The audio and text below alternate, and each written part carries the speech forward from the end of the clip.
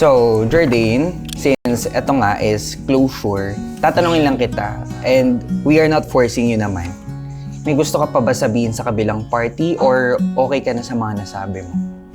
Siguro, nasabi ko na lahat ng dapat kong sabihin dito and para matuldukan na rin to.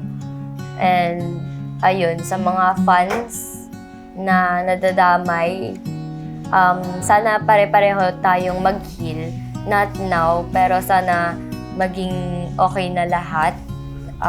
No haters na, both sides, ganyan. Kasi hindi naman lahat ng nakikita nyo sa camera is yun talaga yun.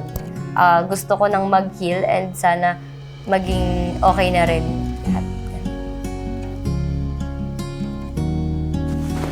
I'm sorry, Jordan, na isa ako sa mga naging reason kung bakit ka nasaktan.